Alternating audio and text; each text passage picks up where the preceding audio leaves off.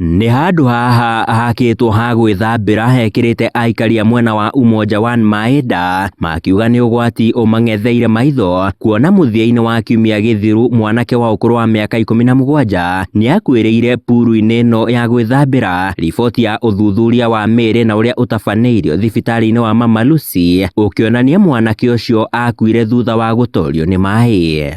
Tulisikia fracas kutoka nje kuulizia, tunaambiwa kuna mtoto amedrown swimo. He's 17 years. Alijaribu aliruka dipenda ka drown ya kwanza, nasikia akakuja juu ya kwanza, akuja juu he mwanake ora kwirire swimming pool ya Umoja One na tugakorwo na kĩeha kĩnene mũno.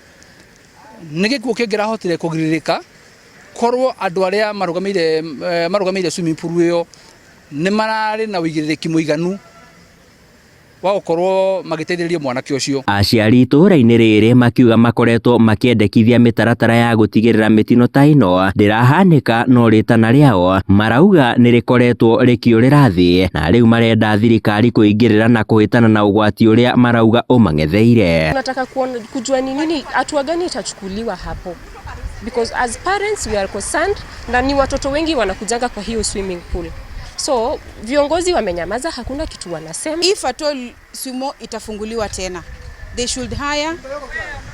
should hire very professional lifeguards na ma life savers. CI meke utuĩria wao mwega mũno nĩgetha tũmenye nĩkĩ kĩrathiĩ na mbere, tondũ tũtingĩenda gũkaigua hĩndĩ ĩngĩ atĩ mwana ũngĩ no ate maica make kana no akuĩre hau ũguo.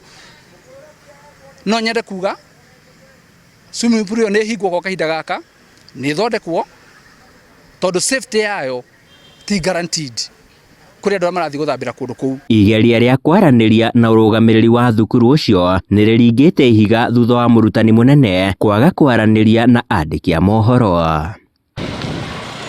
Handũ-inĩ ha Inooro TV kuma Umoja One Embakasi ya ithũĩro gũkũ Nairobi, niĩ njĩtagwo Sam Njũgũna.